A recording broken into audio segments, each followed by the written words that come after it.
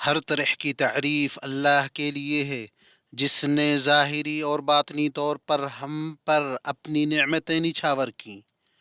ہم اللہ کی حمد بیان کرتے ہیں، اس کا شکر ادا کرتے ہیں، اس کی ان بھرپور عطاؤں اور وافر نعمتوں پر جن سے اس نے ہمیں خاص طور پر سرفراز کیا، اور وہ نعمتیں اس کے فضل و کرم سے بہت ہی زیادہ ہو گئی ہیں۔ میں گواہی دیتا ہوں کہ ایک اللہ کے سوا کوئی معبود برحق نہیں، اس کا کوئی شریک نہیں۔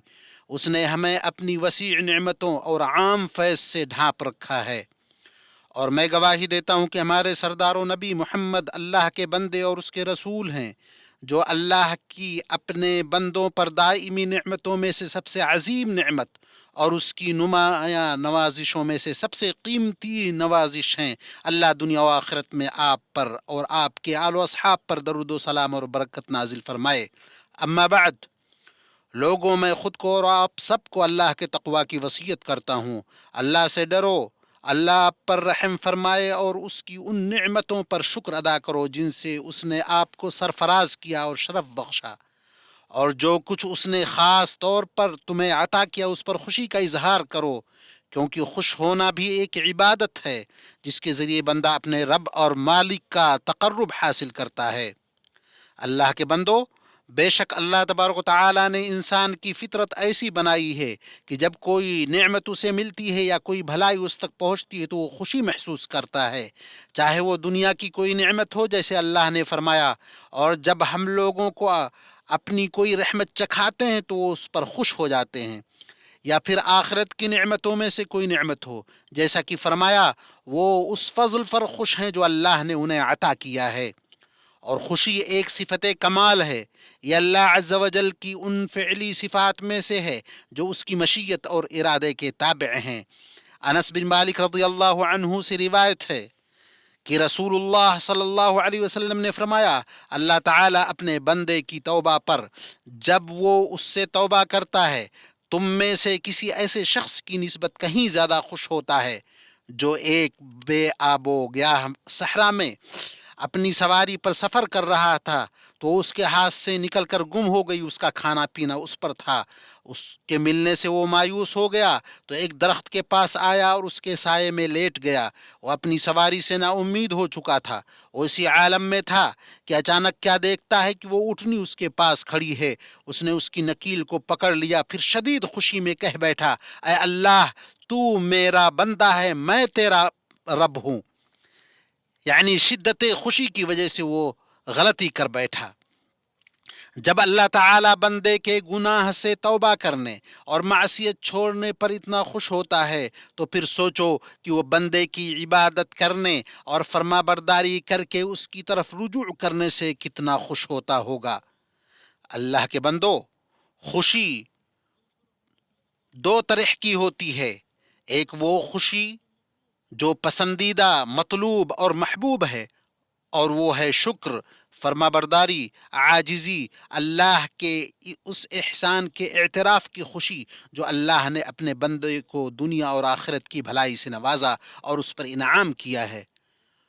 اور ایک خوشی وہ ہے جو مذموم، ناپسندیدہ، مردود اور اللہ کے نزدیک مبغوض ہے، اور وہ ہے تکبر، اترانے، گھمنڈ اور بیجا فخر کی خوشی، اور وہ خوشی جو اللہ کی نافرمانی پر ہو، معاذ اللہ۔ اللہ تعالیٰ فرماتا ہے، پیچھے رہ جانے والے لوگ رسول اللہ کے جانے کے بعد اپنے بیٹھے رہنے پر خوش ہیں۔ انہوں نے اللہ کی راہ میں اپنے مال اور اپنی جانوں سے جہاد کرنا ناپسند رکھا۔ انہوں نے کہہ دیا اس گرمی میں مت نکلو، کہہ دیجئے دوزخ کی آگ زیادہ سخت گرم ہے، کاش وہ سمجھتے ہوتے۔ اور قابل تعریف خوشی میں سے یہ ہے کہ دل اللہ کی معرفت، اس کی محبت، اس کے کلام سے خوش ہو۔ اللہ نے فرمایا، جنہیں ہم نے کتاب دی ہے تو وہ جو کچھ آپ پر اتارا جاتا ہے اس سے خوش ہوتے ہیں۔ امام ابن القیم رحمہ اللہ نے فرمایا، جب اہل کتاب وحی کے نازل ہونے پر خوش ہوا کرتے تھے تو اللہ کے اولیاء اور اس کے رسول کے پیروکار اس خوشی کے کہیں زیادہ حقدار ہیں۔ اللہ تعالیٰ نے فرمایا اور جب کوئی صورت نازل کی جاتی ہے تو بعض منافقین کہتے ہیں کہ اس صورت نے تم میں سے کس کے ایمان کو زیادہ کیا؟ جو لوگ ایمان والے ہیں اس صورت نے ان کے ایمان کو زیادہ کیا اور وہ خوش ہو رہے ہیں۔ اور اللہ نے فرمایا اے لوگو، تمہارے پاس تمہارے رب کی طرف سے ایک ایسی چیز آئی ہے جو نصیحت ہے، دلوں میں جو روگ ہے اس کے لیے ان کے لیے شفا ہے اور رہنمائی کرنے والی ہے، رحمت ہے ایمان والوں کے لیے۔ آپ کہہ دیجئے بس لوگوں کو اللہ کے اس انعام اور رحمت پر خوش ہونا چاہیے۔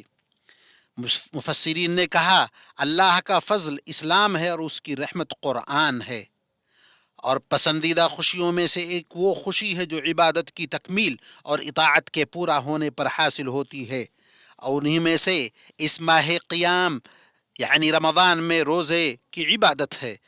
بس یہ خوشی بندوں کے لیے آخرت کے دن سے پہلے دنیا میں ہی جلد مل جانے والی نعمتوں میں سے ہے، کیونکہ اس میں اللہ کی طرف سے توفیق، مدد، آسانی اور درستی ہے۔ ابو ہریرہ رضی اللہ عنہ سے روایت ہے کہ رسول اللہ صلی اللہ علیہ وسلم نے فرمایا اللہ تعالیٰ کا ارشاد گرامی ہے، ابن آدم کے تمام اعمال اس کے لیے ہیں سوائے روزہ کے، کیونکہ روزہ صرف میرے لیے خاص ہے، میں ہی خود اس کا بدلہ دوں گا۔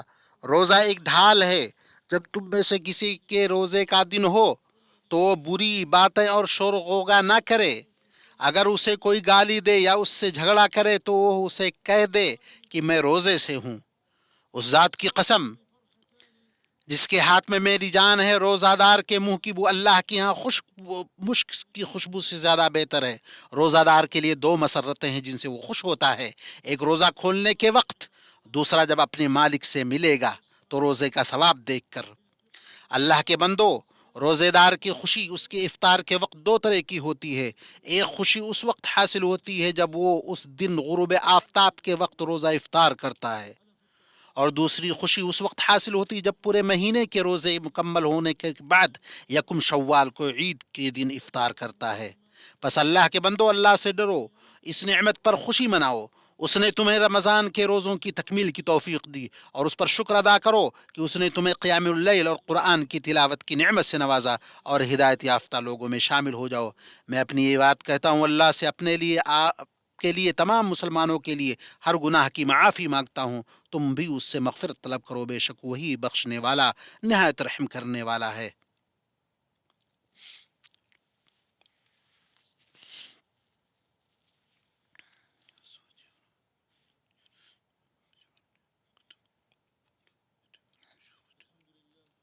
تمام تعریف اللہ کے لیے ہے جو دعاؤں کو قبول کرنے والا، حاجتوں کو پورا کرنے والا، عطاؤں سے نوازنے والا۔ ہم اس کی حمد کرتے ہیں، اس کا شکر ادا کرتے ہیں جس نے ہمارے گناہوں کو مٹا دیا، ہماری لغزشوں کو دور کر دیا اور ہمارے عیبوں پر پردہ ڈال دیا۔ درود و سلام ہو تمام مخلوقات میں سب سے معزز، سرداروں کے سردار نبی اکرم صلی اللہ علیہ وسلم پر، اور آپ کے اہل بیت اور صحابہ کرام پر جو فضیلت اور بزرگی والے ہیں۔ اما بعد، امام ابن القیم رحمہ اللہ فرماتے ہیں اللہ اور اس کے ناموں، اس کی صفات، اس کے رسول، ان کی سنت، ان کے کلام سے خوش ہونا، یہ خالص ایمان، اس کا نچوڑ اور مغز ہے۔ یہ عجیب قسم کی عبودیت ہے، اس کا دل پر جسے بیان نہیں کیا جا سکتا۔ بس دل کا اللہ اور اس کے ناموں، اس کی صفات، اس کے کلام، اس کے رسول اور اس سے ملاقات سے خوش ہونا سب سے بڑی نعمت ہے جو بندے کو عطا کی جاتی ہے، بلکہ اس کی سب سے عظیم عطاؤں میں سے ہے۔ یہ عجیب قسم کی عبودیت ہے، اس کا دل پر ایسا اثر ہے جسے بیان نہیں کیا جا سکتا۔ دل کا اللہ اور اس کے ناموں، اس کی صفات، اس کے کلام، اس کے رسول، اس سے ملاقات سے خوش ہونا سب سے بڑی نعمت ہے، سب سے افضل نعمت ہے جو بندے کو عطا کی جاتی ہے، بلکہ یہ اس کی سب سے عظیم عطاؤں میں سے ہے۔ اور آخرت میں اللہ سے ملاقات کی خوشی دنیا میں اللہ سے خوش ہونے اور اس سے محبت کرنے کے مطابق ہوگی۔ پھر یاد رکھو اے اللہ کے بندو، اللہ کی توفیق اور اس کی مدد پر شکر ادا کرنے کا طریقہ یہ ہے کہ عبادت کے بعد دوسری عبادت اور ایک اطاعت کے بعد دوسری اطاعت کی جائے، اور انہی میں سے رمضان کے روزوں کے بعد شوال کے 6 روزے رکھنا ہے۔ ابو ایوب انصاری رضی اللہ عنہ سے روایت ہے کہ رسول اللہ صلی اللہ علیہ وسلم نے فرمایا، جس نے رمضان کے روزے رکھے پھر ان کے بعد شوال کے 6 روزے رکھے تو وہ پورے سال کے روزوں کی طرح ہیں۔ صحیح مسلم ہے۔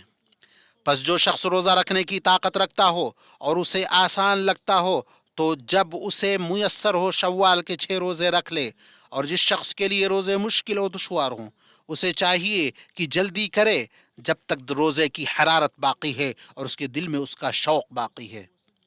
پھر درود و سلام بھیجو اللہ کی سب سے بہتر مخلوق محمد بن عبداللہ پر، جیسے تمہارے رب نے تمہیں اس کا حکم دیا اور فرمایا اللہ اور اس کے فرشتے اس نبی پر درود بھیجتے ہیں، اے ایمان والو تم بھی ان پر درود بھیجو اور خوب سلام بھی بھیجتے رہا کرو۔ اے اللہ اپنے بندے اور رسول ہمارے نبی محمد پر درود سلام اور برکت نازل فرما۔ اے اللہ تمام صحابہ کرام، تابعین اور ان کے بعد کے لوگ جو قیامت تک ان کی پیروی کرے ان سب سے راضی ہو جا اور ہم سے بھی راضی ہو جا، اے ارحم الراحمین۔ اے اللہ اسلام اور مسلمانوں کو غلبہ عطا کر، دین کے قلعہ کی حفاظت کر، اپنے موحد بندوں کی مدد کر۔ اے اللہ مسلمانوں میں سے غمزدہ لوگوں کے غم کو دور کر، پریشان حالوں لوگوں کی پریشانیاں دور کر، مقروضوں کا قرض ادا کر، ہمارے مریضوں اور تمام مسلمان مریضوں کو شفا دے۔ اے اللہ ہمیں ہمارے وطنوں میں امن عطا فرما، ہمارے ائمہ اور حکمرانوں کی اصلاح فرما، ہمارے امام اور ولی امر خادم حرمین شریفین کو حق توفیق درستی سے مدد فرما۔ اے اللہ ان کی عمر صحت عافیت اور بھرپور نعمت کے ساتھ دراز فرما، اور ان کو اور ان کے امانت دار ولی عہد کو ان امور کی توفیق دے جو ملک و ملت کی بھلائی، اسلام اور مسلمانوں کی عزت و رفعت کا باعث ہوں، اے رب العالمین۔ اے اللہ ہمارے سرحدوں اور مورچوں پر ڈٹے ہوئے فوجی جوانوں کی حفاظت فرما۔ اے اللہ انہیں اپنی اس آگ کی حفاظت میں رکھ جو کبھی نہیں سوتی، اپنی اس قوت و سہارے سے انہیں محفوظ کر لے جن پر کوئی غالب نہیں آ سکتا، اے رب العالمین۔ اے اللہ ہمارے مظلوم بھائیوں کے مددگار، پشت پناہ، معاون اور ناصر بن جا۔ اے اللہ ان کی کمزوری کو طاقت میں بدل دے۔ اے اللہ فلسطین کے مسلمانوں کی مدد فرما، ان کی کمزوری کو طاقت میں بدل دے۔ اے اللہ ان کی تنگی کو کشادگی اور خوشحالی میں بدل دے، اور ان کو غاصب صہیونیوں پر غلبہ عطا کر۔ اے اللہ ہمارے ملک پر امن، استحکام، خوشحالی اور اس کے سپاہیوں کی حفاظت کر، اور اس کے خلاف سازش کرنے والوں کی چالیں ناکام کر دے، اور ظالموں کی زیادتیوں کو دور کر دے، اور تمام مسلم ممالک کی بھی حفاظت فرما، اے رب العالمین۔ اے اللہ ہمارے دلوں میں ایمان کی محبت پیدا فرما اور اسے ہمارے دلوں میں مزین کر دے، کفر، نافرمانی اور گناہ سے ہمیں نفرت دلا دے، ہمیں ہدایت یافتہ لوگوں میں شامل فرما دے۔ ربنا آتنا في الدنيا حسنة وفي الآخرة حسنة وقنا عذاب النار. سبحان ربك رب العزة عما يصفون وسلام على المرسلين والحمد لله رب العالمين.